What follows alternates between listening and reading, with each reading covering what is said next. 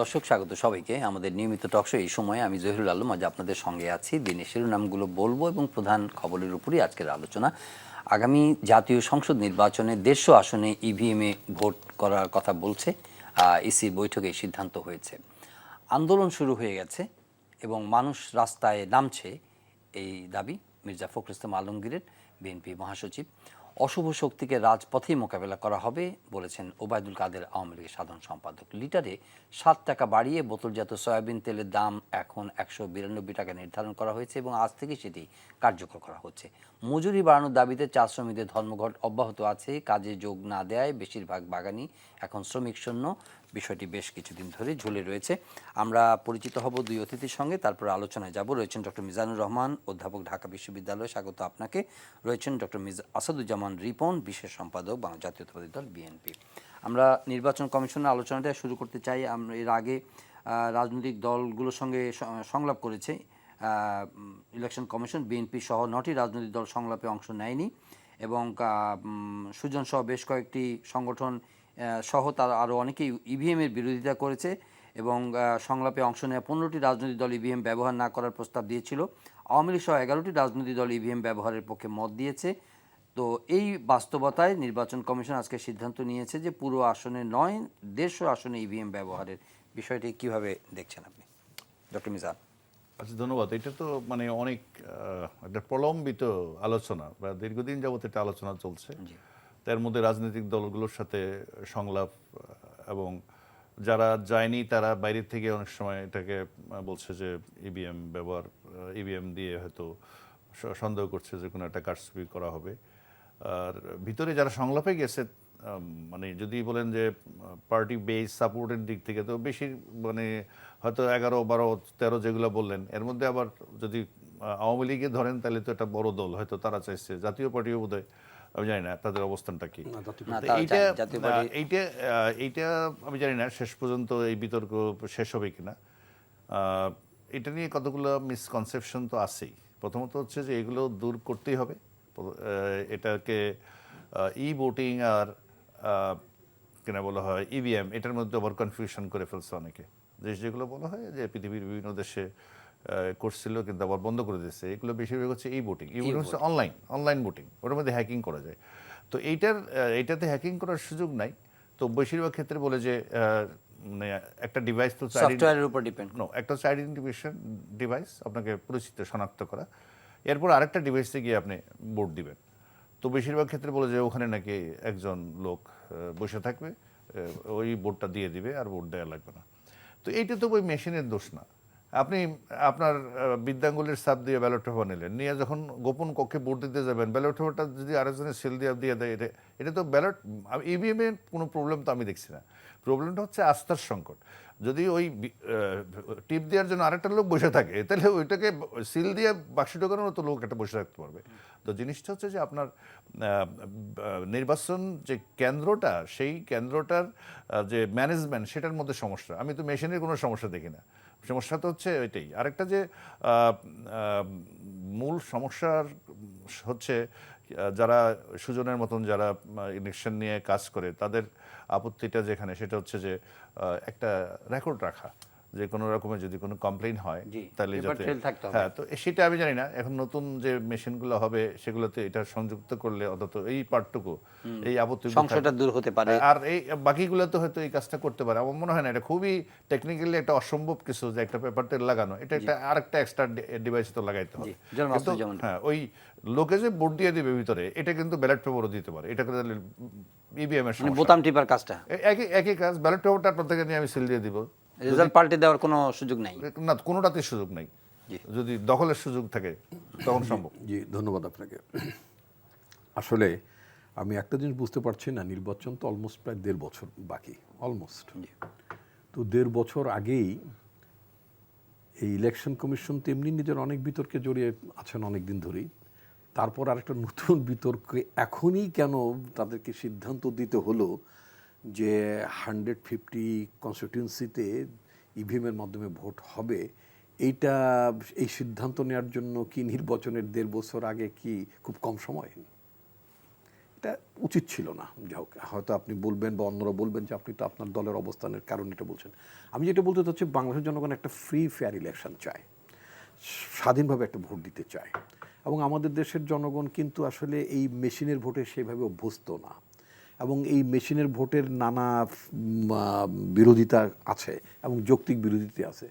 সারা পৃথিবীতে আপনার জাতিসংঘভুক্ত দেশগুলোর মধ্যে শুধুমাত্র 3টি দেশে অ্যাবসলিউটলি মানে কি বলে ইভিএমে ভোট হয়, 4টি দেশে। তার মধ্যে একটি হচ্ছে আপনার কি বলে আপনার নেপালে, ইন্ডিয়াতে, ভুটানে অ্যান্ড ব্রাজিলে।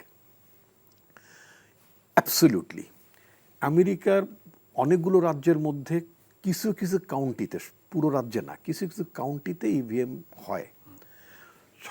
সর্বসাকুল্যে টোটাল আমেরিকান ভোটারদের 3% ভোটারও কিন্তু ইভিএমে ভোট দেন না। জার্মানিতে এটা আইন করে, মানে এটা তারা করতেন, জার্মানি আইন করে এটাকে নিষিদ্ধ করে দিয়েছেন এবং বলেছেন এখানে ফ্রডলেন্সের অনেক সুযোগ আছে, তারা বাতিল করে দিয়েছেন। আমরা যে গণতন্ত্র প্র্যাকটিস করি এবং আমরা বলতে পছন্দ করি, প্র্যাকটিস তো করি না, মানে বলতে পছন্দ করি, সেটা হচ্ছে যে ওয়েস্টমিনিস্টার টাইপ অফ গভর্নমেন্ট। কেন অনেকদিন কলোনিতে ছিলাম, আমরা ব্রিটিশ কলোনিতে ছিলাম, তো ব্রিটিশ কলোনির একটা প্রভাব তো থাকে, সেই জন্য আমরা বলি যে ওয়েস্টমিনিস্টার টাইপ অফ গভর্নমেন্ট আমাদের প্রেফারেন্স। তো ওয়েস্টমিনিস্টার টাইপ অফ গভর্নমেন্টের যে দেশটা, অর্থাৎ ব্রিটেনে অনেক আগে আইন করে আপনার এই ইভিএমটা বন্ধ করে দিয়েছে, তারা ম্যানুয়ালি ভোট নেয়। আপনার ফ্রান্সে ঠিক একই অবস্থা। আপনি মানে রাশিয়া এবং চীনের উদাহরণ আমি এই কারণে টানলাম না, কারণ সেই দেশে সেভাবে ভোট হয় না। যে সমস্ত দেশে ভোট হয় তার মেজরিটি না, ব্রুট মেজরিটির দেশগুলোতে আপনার ইভিএমের কোনো কারবার নাই। এখন আসেন ইন্ডিয়াতে, যেটা সবচেয়ে এককভাবে সবচেয়ে পৃথিবীর বড় দেশটিতে আপনার ইভিএম যেখানে হয়, সেটা হচ্ছে ইন্ডিয়া। ইন্ডিয়াতে আমি আপনাকে কয়েকটা উদাহরণ আপনাকে বলতে চাই। 9 সালে যখন ইন্ডিয়াতে ইলেকশন হলো, সেবার বোধহয় বিজেপি হেরেছিল। তখনকার নেতা এলকে আদবানি, মানে বিজেপির তৎকালীন নেতা এলকে আদবানি ইভিএম সম্পর্কে অনেক নেতিবাচক কথা বলছেন, বলে ইভিএম একটা ফ্রড এবং ইভিএমের কারণেই কংগ্রেস জিতেছে এবং তাদেরকে হারিয়ে দেওয়া হয়েছে। এরপর আসেন 14 সালে, মানে পরের ইলেকশনে 14 সালে কংগ্রেস ঠিক একই অ্যাকিউজ করলো ইভিএম সম্পর্কে, এবং পালাক্রমে, মানে আপনি হয়তো বলবেন যারা হারে তারাই বলছে, হ্যাঁ তারাই বলছে, যে তালারা তো কেউ বলে না যে আমরা ইভিএমে ফ্রড করে আমরা জিতেছি। আপনি আসেন ভারতের মানে লার্জেস্ট আপনার মানে অঙ্গরাজ্য হচ্ছে ইউপি, উত্তরপ্রদেশ। উত্তরপ্রদেশে অখিলেশ যাদব থেকে শুরু করে ওদের মানে সাবেক মুখ্যমন্ত্রী মিসেস মায়াবতী, হ্যাঁ, এভরিওয়ান ইভিএম সম্পর্কে বলেছেন যে এটা মানে প্রচুর মানে ফ্রড হওয়ার মানে ব্যাপার আছে। যদিও সেখানে ভোটারদের মানে মিজান ভাই যেটা বললেন যে ভোটারদের কোনটায় ভোট দিয়েছে তার একটা পেপার ট্রেইলের ফ্যাসিলিটিস সেখানে আছে, ডেসপাইট এভরিথিং তারা বলেছে যে ওখানে ফ্রড হয়। এখন আসেন লেটেস্ট, এই বছরের মার্চ মাসের প্রবাবলি 17 তারিখ বা 18 তারিখে দিল্লি শাসন যেই দলটি করে সেটা হচ্ছে আম আদমি পার্টি, তাই না? ভারতে তো অনেক ছোট ছোট দলরাও তাদের বিভিন্ন রাজ্য শাসন করে। তো দিল্লি শাসনকারী যে আঞ্চলিক রাজনৈতিক দলটি আম আদমি পার্টির সংসদে তাদের যিনি নেতা, তিনি ইভিএম ডিভাইসটাকে নিয়ে একেবারেই মানে ভারতের রাজ্যসভায় ডিসপ্লে করে দেখিয়েছেন কিভাবে ইভিএমে ফ্রড করা যায়। তো এখন হচ্ছে ইভিএম নিয়ে একটা বিতর্ক সারা পৃথিবীতে আছে, খোদ ভারতেই আছে। বড় বড় রাজনীতি, বিজেপি, শাসক দল বিজেপি একসময় করেছে, কংগ্রেস একসময় করেছে, মমতা ব্যানার্জির পার্টি করেছে, আপনার উত্তরপ্রদেশে অখিলেশ যাদব সমাজবাদী পার্টি করেছে, সবাই করেছে, কেউ করেনি এমন কোনো নজির নাই। এখন আমার কথা হচ্ছে যে এটা তো গো ধরার বিষয় না। রাজনীতি আপনি গো ধরে আসলে আপনি করতে পারবেন না। আপনার পলিটিক্সের রিকনসিলিয়েশন, আপনার অ্যাডজাস্টমেন্ট, কম্প্রোমাইজ থাকতেই হবে জাতীয় স্বার্থে, দেশের বৃহত্তর স্বার্থে। এটা তো গো ধরার বিষয়। আমার কাছে মনে হলো যে ইলেকশন কমিশন এটা গো ধরেছে, যে আমাদেরকে সরকার যেহেতু ইলেকশন কমিশন মানে চায়, কি বলে ইভিএম দিয়ে নির্বাচন চায়, কারণ তারা দেখার সময় বলেছে যে মানে 300 আসনে তারা ইভিএম চান। এখন কমিশন দেখাতে চাচ্ছে, সরকারি দল দাবি করেছে 100%, আমি 50% কমিয়ে দিয়েছি।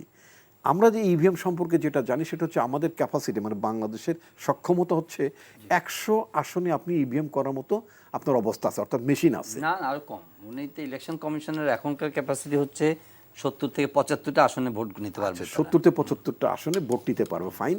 এখন তার মানে আপনার সক্ষমতা বাড়াতে হলে এখন বর্তমান যতগুলো ইভিএম আছে তার ডাবল করতে হবে। আমি পত্রিকায় কিছুদিন আগে একটা রিপোর্টে দেখেছি, সেই রিপোর্টে বলা হয়েছে মানে যখন গভর্নমেন্টের তরফে যখন বললো তারা 300 সিটসে যখন চান ইভিএম চান, তো 300 সিটসের সমস্ত মানে বুথগুলোতে যদি ইভিএম ডেপ্লয় করতে হয়, তাহলে প্রায় 8 থেকে 9 হাজার কোটি টাকার একটা মানে ব্যাপার আছে। মানে এত টাকা লাগবে এগুলো কিনতে। আমাদের মেশিন টুলস ফ্যাক্টরিতে এটা অ্যাসেম্বল করে, তারা তো মানে অন্য জিনিস তৈরি করেন না। এখন 75% যদি আরও 75 আসনে করা যেতে পারে, তার মানে আরও 50% যদি বাড়াতে হবে না, অর্থাৎ এটাকে ডাবল করতে হয়, তাহলে আপনার কমপক্ষে 2 থেকে 3 হাজার কোটি টাকা ব্যয় হবে ইভিএম এর পেছনে। আমার দেশে যেখানে অর্থনৈতিক মন্দা, মানে 2 থেকে 3 হাজার মানে 2 থেকে 3 billion dollar, it's not a matter of joke, তাই না? আপনি নানান জায়গায় ব্যয় সাশ্রয় করছেন, স্কুলের ছুটি বন্ধ মানে কমিয়ে এনেছেন, অফিসের বিদ্যুৎ বাঁচানোর জন্য আপনি অফিসের সময়সূচি বদল করেছেন, এবং অনেক কিছু আবার মানে করা যায়, গভর্নেন্সের দিকে যাওয়া যায় কিনা, অর্থাৎ আবার আগের মতো অর্থাৎ বিদ্যুৎ বাঁচানোর চিন্তা করেন, অনেক কিছু বাঁচানোর চিন্তা করছেন। ইন দ্যাট কেস আমার তো ট্রান্সপারেন্ট ব্যালট বক্স আছে, আমার বাড়তি 2-3 হাজার কোটি টাকা খরচ করার মতো এই পাগলামি চাপলো কেন? কারণ একটা হচ্ছে যে খুব সহজভাবে বলা যেতে পারে, কেনাকাটায় আমাদের লোকজন খুব উৎসাহী হয়, কারণ কেনাকাটায় দুর্নীতি করা যায়, এটা একটা ব্যাপার। তো সেটাও একটা আগ্রহ থাকতে পারে যে মানে 2-3 হাজার কোটি টাকার ব্যাপার থাকলে একটা প্রজেক্ট হবে, প্রজেক্ট হলে মারামারি হবে, মারামারি মানে ওই মারামারি না, মানে চুরি চারমারি আর কি। আচ্ছা, তো এটা একটা আছে। এখন আরেকটা বক্তব্য হচ্ছে যে পলিটিক্যাল পার্টি মিজান ভাই যেটা বলেছেন, উনি একটা পরিসংখ্যান দিয়েছেন, বলেছেন আবার যেই মানে 9টা রাজনৈতিক দলের মতো তারা তারা সংলাপে যায়নি, তারা ইলেকশন কমিশনের সাথে ডিসএগ্রি করেন। আর 10টি রাজনৈতিক দল অলরেডি যে ইভিএম এর বিরোধিতা করেছেন, এবং তারা একটা 15টা নির্বাচনকালীন সরকারের কথা তারা বলেছেন, যেখানে সেই হিসাবে যদি সংখ্যানুপাত যদি আপনি বিবেচনা করেন, 11টা পক্ষে, তাই না, 11টা মাত্র পক্ষে, বাকিরা সবাই সিইসি তো বারবারই বলে আসছেন যে বেশিরভাগই এটার বিরুদ্ধে। হ্যাঁ, তো সে যে 11টা মাত্র পক্ষে, আর আমি তো সংখ্যায় দিলাম যে 19টা তো বিপক্ষে। আচ্ছা, এখন এই যে বিপক্ষের দলগুলো মানে মেজরিটি তো তার মানে বিপক্ষে, তাই না? এবং এই বিপক্ষের দলগুলো একটা নির্বাচনকালীন সরকারও চায়। তো এই রেকমেন্ডেশনগুলো ইলেকশন কমিশনের পক্ষে নেই, বরং ওখানে আমি 2 দিন আগে ওই ইলেকশন কমিশন একজন আমলা, মানে সাবেক আমলা মিস্টার আলমগীর, তিনি যেই ভাষায় কথা বলেছেন যে বিরোধী দলকে পায়ে ধরে ক্ষমতা মানে নির্বাচন আনতে হবে কিনা, অমুক কিনা তমুক কিনা, তখন আমি গতকালকে তার ব্যাপারে গুগলিং করলাম, মানে লোকটার ব্যাকগ্রাউন্ডটা কি, বুঝছেন না? কেন ইলেকশন কমিশন আমার তো অত আগ্রহ নাই।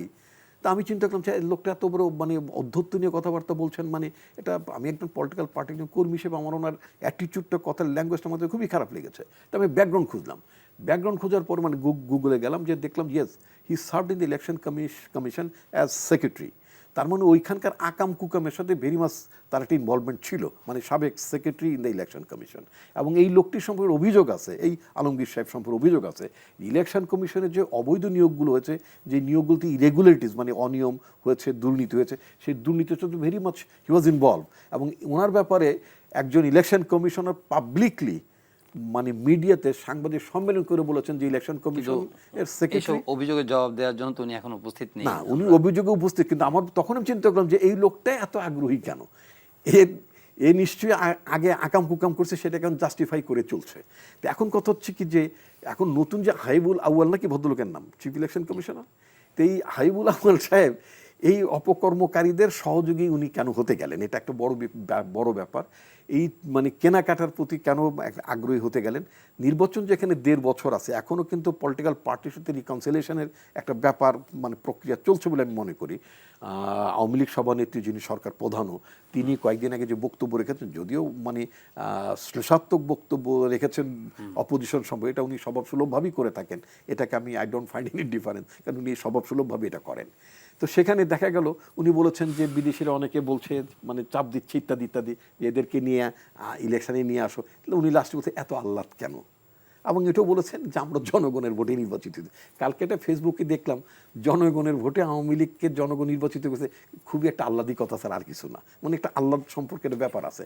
আমার বক্তব্য হচ্ছে যে 1.5 বছর যেখানে সুনির্দিষ্টভাবে প্রধানমন্ত্রীর বক্তব্যের মধ্যে দিয়ে বোঝা যায় যে যারা বাংলাদেশের যারা ডেভেলপমেন্ট পার্টনার্স, যারা বাংলাদেশে একটা চমৎকার নির্বাচন দেখতে চান, একটা ভালো নির্বাচন দেখতে চান, জনগণ তার ভোটের রাইট এক্সারসাইজ করুক, এটা যারা দেখতে চান, তাদের তরফ থেকে একটা বলা ছিল ইন এনি ওয়ে যাতে আগামী দিনের জন্য একটা ইনক্লুসিভ ইলেকশনের বাইরে কিছু না ঘটে এবং একটা গ্রহণযোগ্য নির্বাচন সবার কাছে হতে পারে, আলোচনা হতে পারে। ইলেকশন ইভিএম এর সঙ্গে কন্ট্রাডিক্ট করে কিভাবে? অফকোর্স কন্ট্রাডিক্ট করে এই কারণে যে আপনি নিজে যে পরিসংখ্যান দিলেন, মেজরিটি পলিটিক্যাল পার্টি তারা চাইনি, আজকে চাইনি, কিন্তু আগামীকালকে চাইবে, তাই নেগোসিয়েশন অথবা গ্রেটার আন্ডারস্ট্যান্ডিং আপনার কনভিন্স হতেও পারে।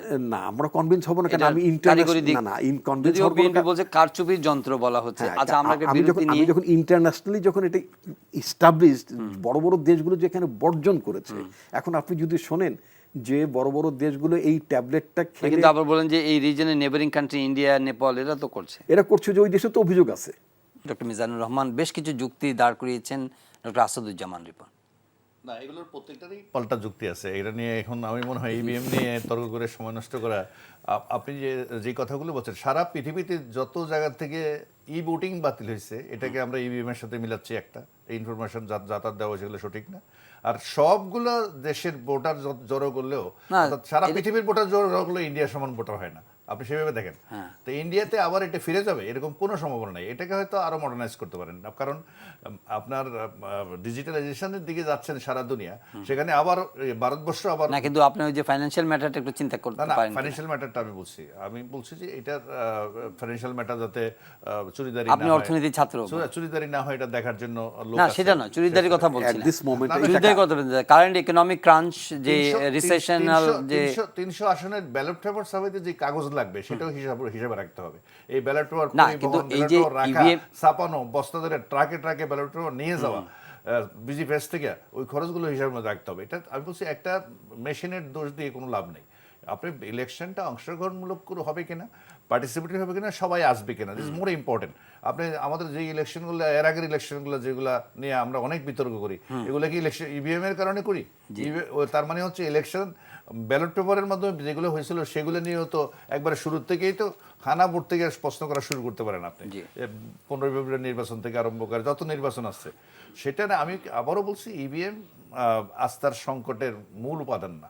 সেখানে হচ্ছে রাজনৈতিক দলগুলো যদি ইচ্ছে করে যে আমরা ভালো একটা ইলেকশন করব এবং সেখানে যদি সবাই অংশগ্রহণ করে, এটাই ইলেকশনের সফলতা 80% আসে। কিন্তু আপনি যদি কেনা বলা হয় ইলেকশন বর্জন করলেন, বা সকাল 11টার দিকে সংবাদের সম্মেলন করে ইলেকশন থেকে চলে আসলেন, সেখানে ইভিএম থাকুক আর ওই ব্যালট বাক্স থাকুক, যাই থাকুক কেন, তখন যখন নির্বাচন কেন্দ্রটা খালি থাকবে, বিভিন্ন দুর্বৃত্তায়ন সেখানে ঘটে যাবে, কেউ এটা রক্ষা করতে পারবে না, কারণ বহু রকমের স্বার্থান্বেষী মহল আছে এটাকে টোটাল হেফাজত করে দেওয়ার জন্য। অতএব এটা ইভিএম মেশিন কারণে, আমি আবারও বলছি, ইভিএম এর সিস্টেমটা ইমপ্রুভ করো, ওই যে পেপার টেল লাগানোর যদি সুযোগ থাকে। আরেকটা হচ্ছে ইভিএম এর সুবিধা হচ্ছে আপনি জাল ভোট দেওয়ার কোনো সুযোগ নেই, অর্থাৎ মানে জাল ভোট দিতে চান ওই পরিমাণ লোক নিয়ে আসতে হবে এখানে, কারণ আপনি এটাকে একবার আরেকবার এটা করার কোনো সুযোগ নেই। এটা যেটাই বলতে আসছে, যেটা বেশিরভাগ ক্ষেত্রে আমরা যারা নির্বাচন নিয়ে কাজ করে তাদের শুনেছি, ওই যে ইয়ে থাকে না, রেকর্ড থাকে না। আরেকটা হচ্ছে ওখানে বুথ বসে থাকবে, একজন লোক বসে থাকবে বলে না, তো একজন লোক ওই কাগজের ব্যালটও বসে থাকতে পারে। তো জিনিসটা তো তাহলে মেশিনের দোষ দিয়ে কোনো লাভ নেই, বরং আপনি আইডেন্টিফিকেশনের যে সংকটটা হয় এটা অন্তত থাকে না। আর আপনি যদি বলেন ভোটারের স্বাচ্ছন্দ্য, তা আপনি কুমিল্লায় যান, কুমিল্লায় গত 3টা ইলেকশনে ইয়ে দিয়ে হয়েছে, ইভিএম দিয়ে হয়েছে না, এখন বরং কাগজে গেলে ওরা অস্বস্তিতে ভুগবে। কুমিল্লার কোনো ভোটার বলে নাই, দে আর নট মাচ এডুকেটেড, মানে যারা অনেকে প্রবীণ আছে, বয়স্ক আছে, এরা ওই সিল, যারা বেশি প্রবীণ তারা সিল দিতে আরেক জায়গায় সিল দেয়, 80% ক্ষেত্রে মাঝখানে সিল দেয়, ভোট নষ্ট হয়। এটা ব্যালট পেপারে ছোটবেলাতে দেখছে, এটা কোনো সমস্যা না। কুমিল্লায় এই সমস্যা হয় নাই। কুমিল্লার সমস্যা যারা ভোটার তারা কেউ এরকম বলে নাই।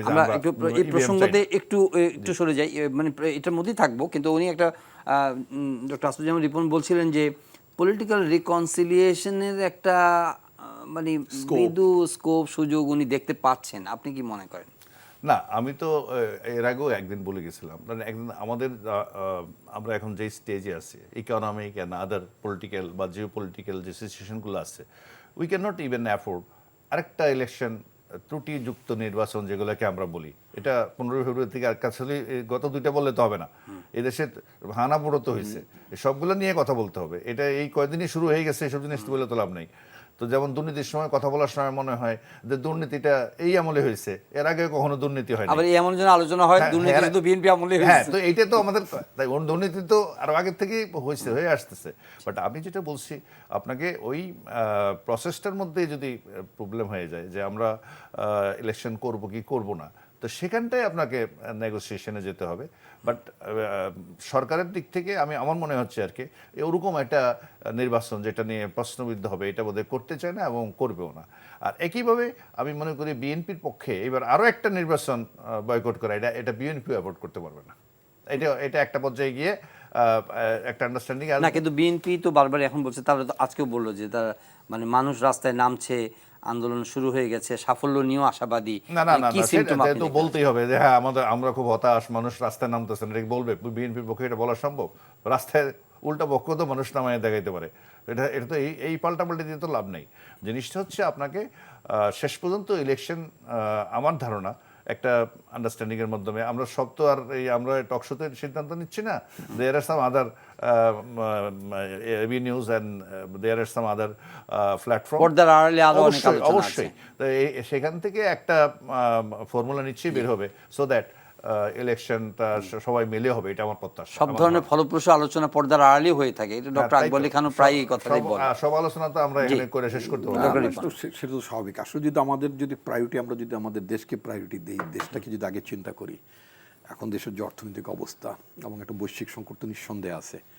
এবং আমি প্রফেসর মিজানের সাথে ভেরি মাচ একমত। সেটা হচ্ছে যে আমাদের মানে আমি সরকারের কথা বলবো না, একটা দেশ হিসেবে, দেশ হিসেবেই আমরা একটা মানে ভোটারবিহীন নির্বাচন অ্যাফোর্ড করতে পারবো না আমরা। এখন সরকারের জন্য যদি মনে হয় যে মানে তার কোনো গত্যন্তর নেই, অর্থাৎ একটা ফ্রি ফেয়ার ইলেকশন হলে মানে তারা নির্বাচনে হেরে যাবে, নির্বাচনে হেরে গেলে তারা বিরোধী দলে বসবেন, তো এইটা যদি তারা মানসিকভাবে মেনে নিতে না পারেন, সেটা খুবই মানে দুর্ভাগ্যজনক হবে। আমি প্রফেসর মিজানের সাথে একটা কথা বলতে চাই যে বিএনপি অফকোর্স বলবে না, মানে বলার কথা কোনো রাজনৈতিক দলই বলে না যে না আমাদের মিটিংয়ের লোক হয় না, এটা তারা বলবে না। কিন্তু মানে মিডিয়া এখনকার দিনে মানে ইভেন মেইন স্ট্রিম মিডিয়াও যদি সাপ্রেস করতে চায়, দ্য সোশ্যাল মিডিয়াতে এটা ভেসে ওঠে। কারণ আমরা দেখলাম যে আমরা এত বড় একটা মিটিং করলাম ঢাকা মহানগরে, এটা মানে একটা মহানগরের মিটিং ছিল, অনেকদিন পরকার মানুষের মধ্যে উচ্ছ্বাস ছিল, কর্মীদের মধ্যে উচ্ছ্বাস ছিল, একটা আই মার্চে অনেকদিন পরে বিরাট বড় গ্যাদারিং হলো। কিন্তু এর চেয়ে সিকিভাগ গ্যাদারিং হলো আগে ঢাকায় মেইন স্ট্রিম মিডিয়াগুলো তো লাইভ টাইপ দেখাইতো, লাইভ তো দূরের কথা। এবং আমি এটা যারা প্রধান দৈনিক বলে নিজেদেরকে দাবি করেন তাদের পত্রিকায় দেখেছি 1 কলাম নিউজ মাত্র বিএনপির। আচ্ছা, অথচ ইন্ডিয়ার মানে প্রধানতম দৈনিক পত্রিকা আনন্দবাজার, মানে ইন্ডিয়া মানে পশ্চিমবঙ্গের, ওদের তো নানাভাষী, তো পশ্চিমবঙ্গের প্রধান দৈনিক আনন্দবাজারে লিখলো যে বিএনপি আহত সমাবেশে ঢাকা শহর স্তব্ধ। এটা ছিল আনন্দবাজারের হেডিং। তো এখন আমাদের দেশের মিডিয়া এইটা লিখতেই পারলো না, মানে বরং হেডিংটা মানে মূল বক্তব্যের জায়গায় সাইড হেডিং করলো। আমি নিজেও তো মিডিয়ার লোক, এমন একটা মানে কি বলে আপনার মানে অপ্রধান বিষয়টাকে হেডিং করেছে অনেক মিডিয়া দেখেছি। গতকালকে সুবর্ণচর, আমাদের 22 তারিখ থেকে তো আমাদের প্রোগ্রামগুলো শুরু হয়েছে মানে উপজেলা পর্যায়ে। সুবর্ণচর বলে একটা নোয়াখালীতে একটা উপজেলা, মানে বিলিভ ইট অর নট, আমি প্রথমে চিন্তা করি আমি কি দেখছি, একটা এরিয়াল ভিউ আপনার সুবর্ণচরের যে meeting, it was not less than মানে মিটিং, মানে ঢাকার যে মিটিংটা হলো তার চেয়ে কোনো অংশ কম, এত মিটিং, যেখানে মানে মিটিং ডাকছে আমরা সেখানেই জনসমাগম হচ্ছে, মানুষ আসছে, হ্যাঁ স্রোতের মতো মানুষ আসছে। মানুষ তো ক্ষুব্ধ, মানুষ কষ্টে আছে, তো মানুষ এটা ভেন্টিলেট না। কিন্তু আওয়ামী লীগ করলেও তো একই রকম লোক হয়ে যায়। ওয়েল আওয়ামী লীগ জনসংখ্যা দিয়ে তো মেজার করা মুশকিল, জনসংখ্যা তো আপনি মেজার করতে না। আমি তো আওয়ামী লীগকে ছোট দল বলি না, মানে বাংলাদেশে আওয়ামী লীগকে তো একটা ছোট দল বলি না। আওয়ামী লীগের তো নিশ্চয়ই আওয়ামী লীগের পক্ষে দেশের লোক আছে না, নিশ্চয়ই আছে। একটা দেশ 14 বছর যাবৎ দেশ শাসন করছে একটা দল, এবং আপনার মানে তাদের বেনিফিশিয়ারিজ ডেভেলপ করেছে, তাই না? তো মানে যার জন্য তো মানে তাদের পেছনে কিছু লোকজন জোগাড় করা, জড়ো করা, এটা তো অসম্ভব কিছু না। আমাদের তো মানে আমরা একটা নিঃস্ব মানুষ, আমাদের দলে টাকা পয়সা না, আমাদের টাকা পয়সা নাই, তাই না? আমরা মামলা মোকদ্দমা সর্বশান্ত, আমাদের মিটিংগুলোতে জনগণ ভালোবেসে আসছে। আচ্ছা, এখনই যে মানুষ ভালোবেসে আসে, এটার কারণে এখন নানান জায়গায় আমাদের সভাগুলোতে হামলা হচ্ছে। আমি ভোলার তো মানে জেলা পর্যায়ের মিটিং, সেটা এমনকি আপনার প্রধানমন্ত্রী বললেন যে না, বিরোধী দলের সভা সমাবেশে যাতে কোনো বাধা না দেওয়া হয়, হামলা করে। এটা কেন হচ্ছে মনে করেন? এটা কি ওই পলিটিক্যাল রিকনসিলিয়েশনের পার্ট অফ দ্য? না, উনি বলেছেন যে এগুলো মানে মানে কেন হঠাৎ এটা বললেন উনি? কি আপনাদের কি টেক? উনি যেটা বললেন, নির্বাচন আগে 1 বছর 1.5 বছর আগে সমস্ত সরকারি উপমহাদেশ সরকারগুলো একটু রেস্ট্রেইন থাকে, কারণ এই সরকারগুলোর উপরে তখন একটা নজরদারি বলবো না, আমি বলবো যে সবাই দেখে যে দেশে। আচ্ছা, পার্ট অফ দ্যাট আপনি আসছে আপনার কাছে doctor Ripon, part of that এই বিদেশিরা যে কথা বলছেন, কালকেও দেখলাম যে যুক্তরাজ্যের হাই কমিশনার তিনিও বলছেন যে বাংলাদেশে তারা অংশগ্রহণমূলক নির্বাচনকে কে না দেখতে চায়, মানে যারা এসপিরেশন তো আছেই, তো তারা তো বারবার কেন এই কথাগুলো বলছেন? এটার গুঁড়ো এটাকে আমি উত্তর দেবো কিনা এটা নিশ্চয়ই আপনি আসছে আপনার কাছে। না, এইটা আমাদের এটাও তো নতুন কিছু না। এই অংশগ্রহণমূলক নির্বাচন এটা তো হচ্ছে আরো বহু আগের থেকে। এটা আমাদের যখন মানে খুবই দ্বান্দ্বিক অবস্থা তৈরি হয়, ওই যে তত্ত্বাবধায়ক সরকার আগে মতো আসার, সেই সময়ও কিন্তু আমরা বিদেশি যারা ডেভেলপারটা, এটা তাদের কনসার্ন থাকে। আর বিশেষ করে ডেমোক্রেটিক প্রসেসে যেসব দেশগুলো বিশ্বাস করে, তো তাদেরকে যদি আপনি কিনা এনটিভিতে নিয়ে একটা সাক্ষাৎকার নেন, তাই হচ্ছে এখন প্রত্যেকটা টিভি টেলিভিশন ব্রিটিশ অ্যাম্বাসেডার অমুক ডেকে ডাকে, তো ডেকে যদি ওরা জিজ্ঞেস করেন আপনারা আমাদের দেশে কেমন নির্বাচন দেখতে চান, এটা অবশ্যই অংশগ্রহণমূলক, পার্টিসিপেটরি, তো এগুলো তো ভদ্রলোকের কথা। এইগুলোর আমি মনে করি যে এটা আগেও এই চর্চা ছিল, এটা নতুন মাত্রা কিছু যোগ হয় না এটার মধ্যে, এটা একই জিনিস। এটা নিয়ে আমি কেন অন্যরা বলবে, জাতিসংঘ বলবে অথবা বিরোধী দল বলবে তারপরেই আমি গণতান্ত্রিক হব, এটা তো হওয়া উচিত না। কারণ আমাদের যে স্বাধীনতা, যে বাট এই ডিফারেন্সটা বোঝা যাচ্ছে না যে এবার যেহেতু গত 2টা নির্বাচনের অভিজ্ঞতা রিসেন্ট পাস্টে অভিজ্ঞতা অতটা সুখকর নয়, সে কারণে যারা ডেভেলপমেন্ট পার্টনার্স আছেন তাদের আগ্রহ বা উৎসাহ একটু অতিরিক্ত মাত্রায়, এটা কি বোঝা যাচ্ছে? না, এটা আমাদের মিডিয়ার না, হাইপ না, মিডিয়াও এটা চাচ্ছে। আর এটা করলে মানে আর বিদেশি যারা আছে তাদেরকে, বরং আমরা রাজনৈতিক দলগুলো ওখানে বেশি করে যাচ্ছি।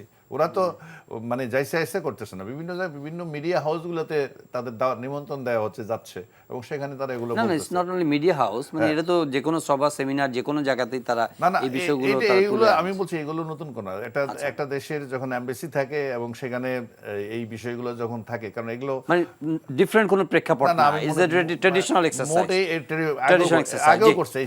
আমি একটু ডক্টর রিপনের কাছে শুনবো, 14 সালে 18 সালে এটা কি গতানুগতিক কিনা, এবারে কনসার্ন গুলো কি গতানুগতিক? এটা হচ্ছে কি, যখন আপনি দেখেন, যখন হেড অফ দ্য গভর্নমেন্ট বা রুলিং পার্টির প্রধানের মুখ থেকে যখন বলা হয় যে তাদেরকে ডেকে রিকোয়েস্ট করে নির্বাচন আনতে হবে কেন, এত আহ্লাদ কেন, তো তখন একটা সংশয় তো যারা এখানকার যারা মানে মানে বিদেশি রাষ্ট্রদূত, তাদের একটা সংশয় থাকে যে একদিক দিয়ে বিরোধী দল নির্বাচনে এই কাঠামোতে, অর্থাৎ একটা নির্দলীয় সরকার, নির্বাচনকালীন একটা নির্দলীয় সরকার না থাকলে তারা নির্বাচনে অংশ নেবেন না, বা একটা নির্বাচনকালীন সরকারের জন্য তারা আন্দোলন করবেন। অন দ্য আদার হ্যান্ড, যখন সরকারের তরফ থেকে যখন বলা হয় যে তাদের সাথে মানে প্রকারান্তিক কথাটা এটা, তাদেরকে আমার এত নেগোশিয়েট করে বা এত রিকনসিলিয়েশন করে আনতে হবে কেন, তোষামত করতে হবে কেন, তখন একটা সংশয় থাকে। সেই সংশয় তারা বলছেন। আপনি নিজে কূটনীতিকদের নিয়ে কাজ করেন, আপনি এই দীর্ঘদিন কাজও করেছেন, আপনার চ্যানেলও করেন, আপনি খেয়াল করবেন ভিয়েনা কনভেনশন বলে আমাদের মানে কূটনীতি একটা মানে আছে, টার্মিনোলজি আছে। গত কিছুদিন আগে বোধহয় 15 days or more, মানে 1 মাসের মধ্যেই হবে, ফরেন মিনিস্ট্রি থেকে একটা মানে নোট ভার্বাল ইস্যু করেছে ফর অল অ্যাম্বাসাডার্স অ্যান্ড মানে মানে মিশনস, ঢাকাস্থ মিশনগুলোতে, যে এখানকার অ্যাম্বাসাডার যেন করেন, কি বলে, ভিয়েনা কনভেনশন অনুসরণ করেন, তারা কোথায় মুভ করবেন, কোথায় যাবেন ইত্যাদি কি বলবেন, এগুলো যেন সরকারের মানে ভিয়েনা কনভেনশন অনুযায়ী করার চিন্তা করবেন এবং সরকারকে জানিয়ে করবেন যে আমি কথা আমি নীলফামারী যাচ্ছি, সরকারকে জানিয়ে যাবেন, অথবা আমি এনটিভিতে আসছি, বা আমি বাংলা ভিশনে যাব, অথবা মাই টিভিতে যাব, আমি বলে যাব, বা বিএনপির নেতাদের সাথে কথা বলতে যাচ্ছি, অথবা মিট দ্য প্রেসে যাব, যেটাই হোক না, অর্থাৎ তাদের প্রোগ্রামগুলো গভর্নমেন্টকে অবহিত করবেন। তো আমি ধারণা করেছিলাম যে এই নোট ভার্বাল ইস্যু হওয়ার পরে আমাদের কারণ তারা অনেকগুলোই তাদের অনেক কর্মকাণ্ড, তারা বাংলাদেশের মতন দেশগুলোতে তারা বিরোধী দলের সাথে মিট করা বা তারা কথা বলা, তাই না, নানা কথাবার্তা অ্যাম্বাসেডর যখন বলেন, তো সেটা একেবারে আক্ষরিকভাবে ভিয়েনা কনভেনশন অনুযায়ী কতটা হয় আমি জানি না, তাই না? কিন্তু আমার কাছে মনে হলো যে যদি দেখি তারা এই সরকারের এই ধমকে তারা যদি রেস্ট্রেন্ড হয়ে যান এই নোট ভার্বাল ইস্যু করার পরে, তাহলে বুঝতে হবে এক জিনিস, মানে অর্থাৎ এটা একটা রুটিন মাফিক কথাবার্তা বলা, তাই না? তারা বলার চেষ্টা করছেন, বলছেন না নোট ভার্বাল পাওয়ার পরে। কিন্তু নোট ভার্বাল ইস্যু হওয়ার পর এবং তাদেরকে ইমেইলে পাঠিয়ে দেওয়ার পরে, ফ্যাক্সে পাঠিয়ে দেওয়ার পরে, আবার রেসপেক্টিভ আপনার দায়িত্বপ্রাপ্ত যে ডেস্কগুলো থেকে কনভে করার পরে, তারপরেও যখন আপনার ব্রিটিশ হাই কমিশন থেকে যখন উদ্বেগ প্রকাশ করে, যখন মার্কিন যুক্তরাষ্ট্রের তরফ থেকে উদ্বেগ প্রকাশ করা হয়, বা ইউরোপিয়ান ইউনিয়ন থেকে যখন উদ্বেগ প্রকাশ করে, ইত্যাদি ইত্যাদি, আমি যারা stakeholder, in your view that carries little extra significance, তখন আমার কাছে মনে হয় যে তারা গভর্নমেন্টের এই নোট ভার্বালকে যে খুব বেশি আমল নিচ্ছে, তা সেটাও কিন্তু কাজের কথা নয়। একটা সভরেন নেশনে যদি আপনি না, সেটা আমি বলি যে হ্যাঁ, একটা সভরেন নেশনের আপনি একটা সভরেন্টির কথা বললেন, আই মাস্ট সে এটা নিঃসন্দেহে জাতি হিসেবে এটা আমার গর্ব করার কথা, এবং উদ্বেগ থাকারও কথা, যখন আমার সভরেন্টি স্টেক হয়ে যায়। একটা স্টেক যখন উদ্বেগ, কিন্তু হোয়েন আওয়ার ফরেন মিনিস্টার, আমাদের যে ফরেন মিনিস্টার, কোনো সোশ্যাল মিডিয়া তারা আলগামোমেনো বলে, কেন বলে আমি জানি না, হ্যাঁ। তো এখন এই যে ভদ্রলোককে, এই ভদ্রলোক যখন মেবি দ্যাটস ফর যে ওই আওয়ামী লীগ ডিজোন করতেছে তাকে, হি ইজ এলিয়েন, হ্যাঁ, he is not part of the ওইটার জন্য আলগা বলে, I don't know, just instant I don't know exactly. আমি তো বললাম না, আপনি এই যে এই নোট ভার্বালের পরে সরকারকে না জানাই আসছে, মনে করেন আমি জানি না, অবশ্যই যা জানাই আসছে, এটা বাধ্য, সে বাধ্য, এবং এছাড়া তার কোনো কিছু আমি জানাই আসছে না, ভালো, যদি জানাই, যদি অবশ্যই জানাইতে হবে, কোন অ্যাম্বাসেডর কোথাও গেলে মুভমেন্ট করলে এটা there is no room for defiance. Yes, এটা নিয়ে কিছু করার নাই, এটা আমাদের দেশের অ্যাম্বাসেডর যাইতে পারবে কোন জায়গায়, আমাদের দেশে যাইতেই পারে না, সেটা ঠিকই আছে, আমি কিন্তু আমার বক্তব্য হচ্ছে যে এইটা গভর্নমেন্ট, এই যে তারপরও কথাবার্তা বলছেন, তো ভালো যে গভর্নমেন্টকে জানাই দেওয়া, গভর্নমেন্টের সমালোচনা করছে, ভালো এটা। কিন্তু আমি বলবো, আপনি সভরেন্টির কথা যেটা বলেছেন, একটি দেশের আমার দেশের পররাষ্ট্রমন্ত্রী যখন বলেন, এটা তো লুকোনোর বা কোনো ব্যাখ্যা দেওয়ার ব্যাপার না, কারণ তার ভিডিওটা ভেরি মাচ সোশ্যাল মিডিয়াতে আছে। উনি ক্যাটেগরিক্যালি বলেছেন যে এই সরকারকে টিকে রাখার জন্য আমি ইন্ডিয়াকে বলেছি, এবং ভদ্রলোকের ভাষা জ্ঞানের সমস্যা আছে, সে বলছে ভারতবর্ষকে বলেছে। আরে আমি বাংলা যতটুকু বুঝি, ভারতবর্ষ হচ্ছে ইন্ডিয়া, পাকিস্তান, নেপাল, তাহলে আপনি এটা মিসইন্টারপ্রেট করতেছেন, আপনি ভারতকে কেন ইন্ডিকেট করেছেন? উনি ভারতবর্ষকে বলছে to maintain stability, amid the international uncertainty. ভারতবর্ষ বলতে জিনিস কোনো নাই এখন। ভারতবর্ষ একসময় আনডিভাইডেড ইন্ডিয়া যখন ছিল, দ্যাট ওয়াজ ভারতবর্ষ, বাংলা যেটা বলতে গ্রেটার ইন্ডিয়া। বাট এখন we are all sovereign Nations, আমরা আমাদের সভরেন এন্টিটি আছে। উনি ভারতকে এখনো মনে করে, ইন্ডিয়ার এই দিল্লিকে মনে করে যে এখনো নাকি সবার সবটা মিল। এটা কি মনে করে শোনেন রিপন ভাই, আমি বলি এইটা উনি এটা বলেন সরকার টিকে রাখতে চায় না। আমি বিধান ভাই, আমি 30 সেকেন্ড দিচ্ছি, আপনি বলবেন নিঃসন্দেহে। আমি আপনার কথা খুব এনজয় করি। সেটা হচ্ছে যে আপনার এই যে আরেকটা দেশকে যখন বলা হয় যে আমার দেশকে রক্ষা করো, আমার দেশকে টিকায় রাখো, এবং কোথায় যে বললেন উনি হিন্দু সম্প্রদায়ের অনুষ্ঠানে যে বলেন, এটা খুবই ওনারই বর্ণবাদী এবং সাম্প্রদায়িক দৃষ্টিভঙ্গিকে আমি কন্ডেম করি। তার কারণ হচ্ছে যে হিন্দু সম্প্রদায়ের লোকেরা তাকে কালো পতাকা দেখিয়েছেন ওনার কোনো মন্তব্যের কারণে। তো সেখানে তাদেরকে প্লিজ করার জন্য, তাদেরকে অ্যাপিজ করার জন্য উনি কি বলেন, উনি যে বলেন আমি ভারতবর্ষকে এটা বলেছি, আমি ইন্ডিয়ান গভর্নমেন্টকে এটা বলেছি। উনি বলছেন যে নূপুর শর্মা বলে কোন মেয়ে আছে, সেই যে আমাদের প্রফেট সাল্লাল্লাহু আলাইহি ওয়াসাল্লামের বিরুদ্ধে, আমি এখানে কোনো কথা বলতে নেই, কারণ এখানে বললে ঝামেলা, আমাদের দুষ্ট লোক আছে। আরে মহা মুশকিল, তুমি যে কথাগুলো বললা, এই যে এক একটা কথাই, প্রত্যেকটা কথাই তো দেশের মানুষের বিরুদ্ধে।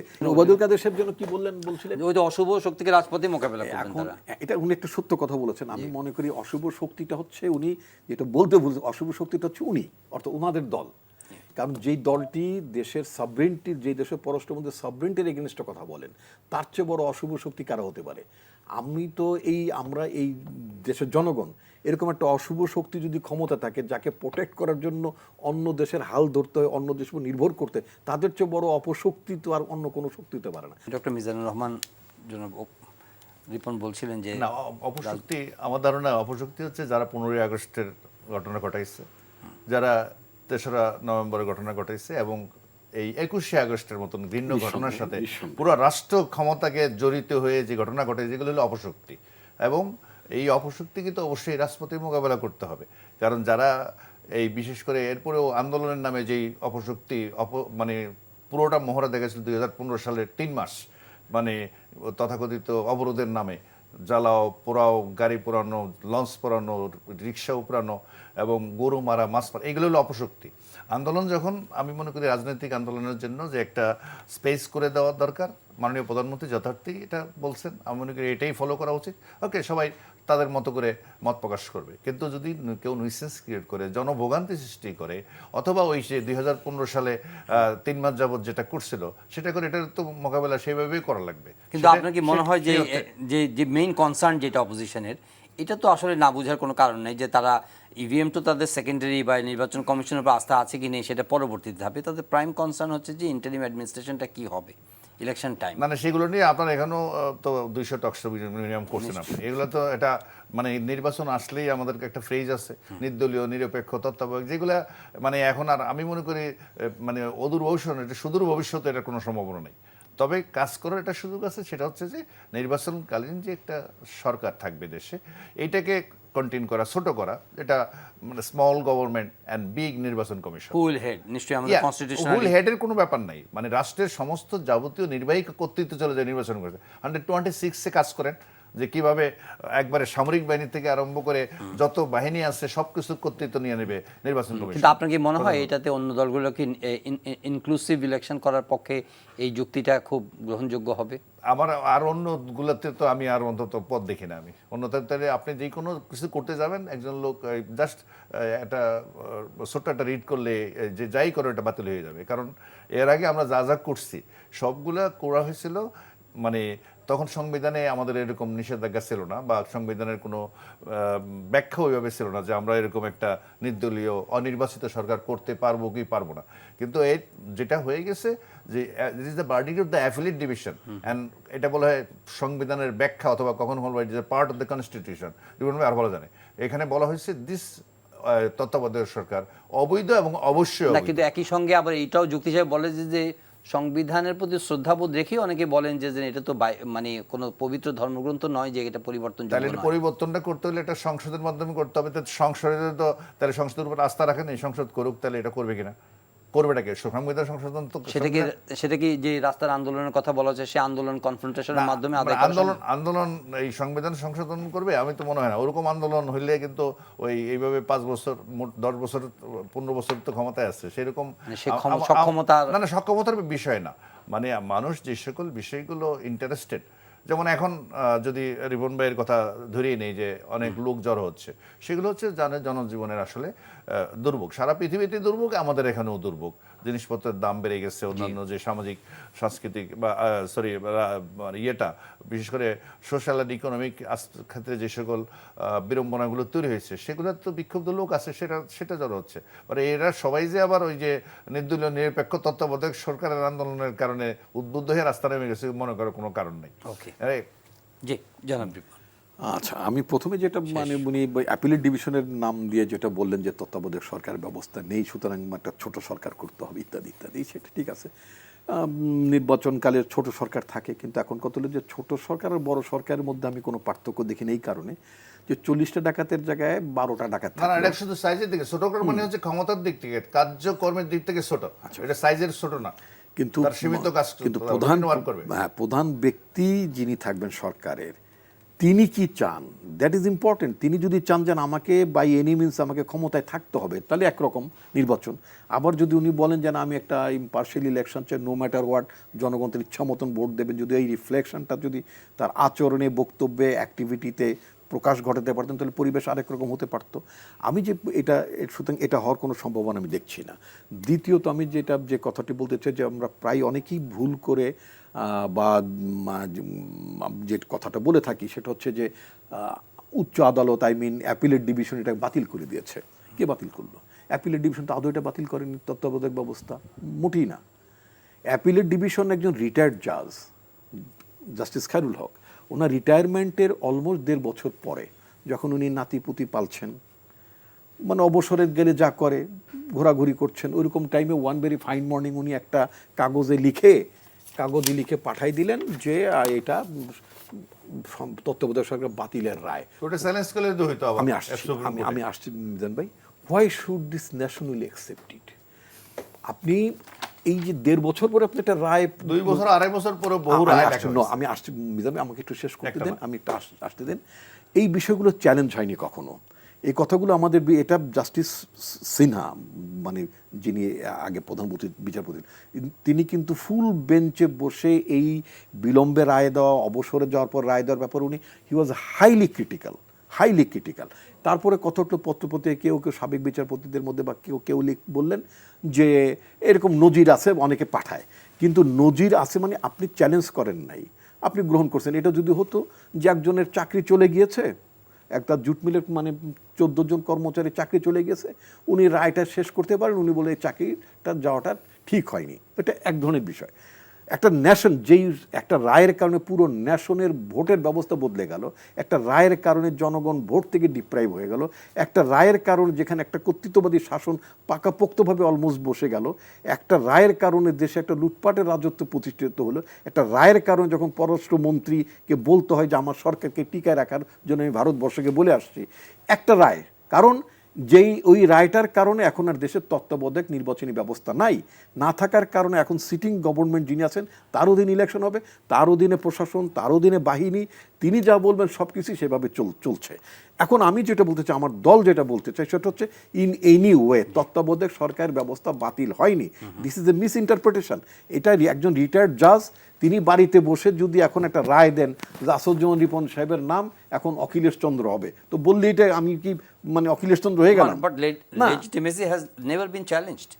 ইয়েস, কেন চ্যালেঞ্জ হবে? কারণ এই যে এখন আপনি যে কথাটা বলেন, আপনি হয়তো বলতে পারতেন যে এটার এই বোনার রায়ের বিরুদ্ধে আপনার চ্যালেঞ্জ করেন না, মানে আমরা চ্যালেঞ্জ করেন, কেন করি নাই? আমরা জানি যে এই রায়টা দিলে ওখানে খায়রুল হকের অনুগত লোকজন যারা আছেন, যারা, কারণ এখানে বিচার বিভাগে কারা বসবেন এটার কোনো সংবিধানে উল্লেখ আছে যে বিচারপতি নিয়োগের একটা প্রক্রিয়া, একটা নীতি অনুসরণ করার জন্য, যেমন আপনার ইলেকশন কমিশনার নিয়োগের একটা বিধিবিধান প্রণয়নের কথা কিন্তু বলা ছিল আমাদের সংবিধানে, কিন্তু বিচারকদের বেলা একই কথা ছিল, সেইটা অনুসরণ না হয় যখন সাবেক ছাত্রলীগের যখন বিচারপতি হিসেবে যখন নিয়োগ তার মানে নিয়োগ হচ্ছে হয়, হাইকোর্টও একটা তত্ত্বাবধায়ক বিচার। স্যার আপনার কাছে আসছি, আপনি একদম চলে আসবেন, আপনার বক্তব্য নিব।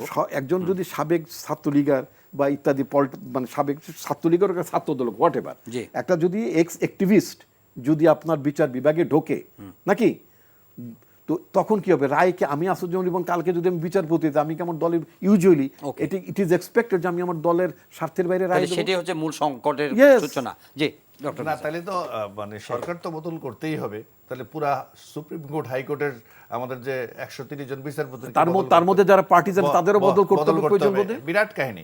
আমি যেটা বলতে চাচ্ছি, রায় বিলম্বে লেখার যে ঘটনাটা, এটা ভারতবর্ষে এবং ব্রিটিশে নাই।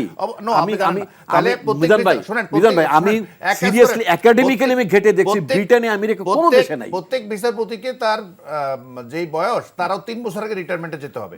মিজান ভাই, কোর্টে বসতে পারবে ভাই, কারণ সে তো যেদিন আমি বলি যার বয়স শেষ সেদিন এর আগে ডক্টর মিজান, আমি আপনাকে অনলাইনে না ডক্টর মিজান, আমি আপনাকে অনলাইনে আপনার দর্শকদের এবং আপনার গুণমুগ্ধদের না, আপনার গুণমুগ্ধদের উদ্দেশ্যে বলতে চাই, আমি আসাদুজ্জামান রিপন, আমি আপনার গুণমুগ্ধদের উদ্দেশ্যে বলতে চাই, আপনার গুণমুগ্ধরা এবং আপনি মেহেরবানি করে অনুষ্ঠান শেষে যদি আপনি কোনো উইকিপিডিয়ায় বা গুগলে যদি একটি ঘটনা দেখাতে পারেন যে আমেরিকা বলেন, আপনার ব্রিটেন বলেন, জার্মান বলেন, কোন উন্নত দেশে যে রিটায়ারমেন্টের পরে কোন জাজ রায় দিয়েছে, নেভার হ্যাপেন। এক সেকেন্ড, বিচারপতিরা ওই তার রিটায়ারমেন্টের 3 বছর আগেই বিচার বন্ধ করে দেয় না?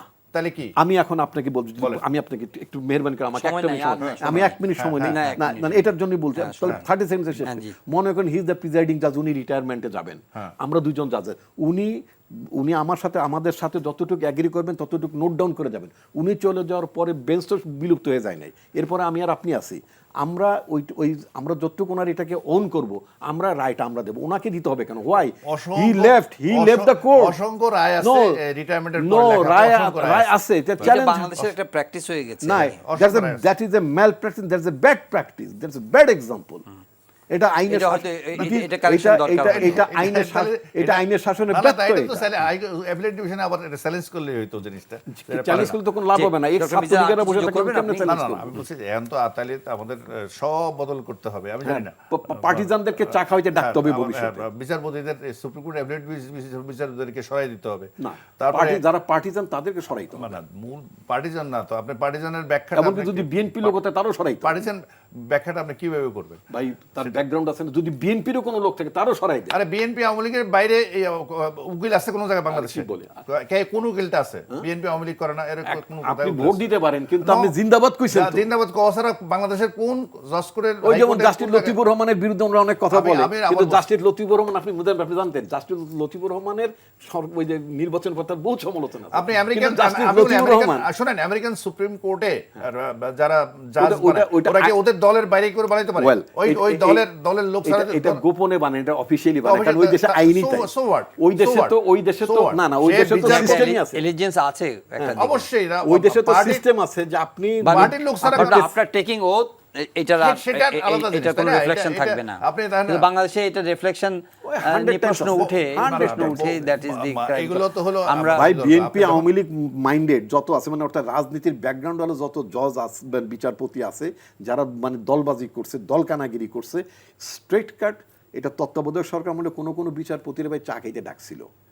আমাদের প্রেসিডেন্ট আব্দুল হামিদ সাহেব উনিও না, ওগুলো তো উনিও- হলো উনিও এরকম নির্বাচন ডাকছিল। কমিশনারদের ডাকছিল। হ্যাঁ? বিচার কোন সুপ্রিম কোর্ট ডিভিশন অ্যাপিলেট ডিভিশনের আমি কারে ডাকছিল? না, নামটা বলতে নির্বাচন চাই না, কমিশন। নামটা বলবো না। অফকোর্স আপনার একজন মানে জাজ সাহেব, উনি একসময় বড় ছাত্র নেতা ছিলেন, তাকে ডেকেছিলেন এবং উনি চা খেতে দেন, উনি বুঝে গেছেন যে ওনার এখন একটা পদত্যাগপত্র পাঠিয়ে দেওয়া উচিত। তো আই থিঙ্ক একটা মানে মানে মানে আপনার কি বলে একটা বেনিভোলেন্ট গভর্নমেন্ট, আর এগোতে জনগণের পারছি না। সরকার জি, আসলে জি। এরকম অনেকই চা খেতে ডাক দেওয়া অনেক উচিত অনেক হবে। পরিবর্তনের প্রত্যাশা আছে সবার মধ্যেই। আপনার প্রফেসর মিজানও বলেছেন যে আমাদের একটা সিস্টেম ইমপ্রুভ করতে হবে, সুষ্ঠু নির্বাচন করার জন্য একটা সামগ্রিক পরিবর্তন দরকার। সেই আশাবাদ রেখে আজকে আপনাদের দুজনকে ধন্যবাদ জানিয়ে অনুষ্ঠান শেষ করছি। প্রিয় দর্শক, আজকের এই সময় এখানেই শেষ। সবাই ভালো থাকবেন, দেখা হবে আবারও পরের অনুষ্ঠানে। চাইলে এই অনুষ্ঠানটি অনলাইনেও দেখতে পারেন, ভিজিট করুন ntbd.com। এছাড়া ইউটিউব ভেরিফাইড ফেসবুক পেজে আমাদের জনপ্রিয় অনুষ্ঠান খবরের আপডেট আপনারা জেনে নিতে পারেন।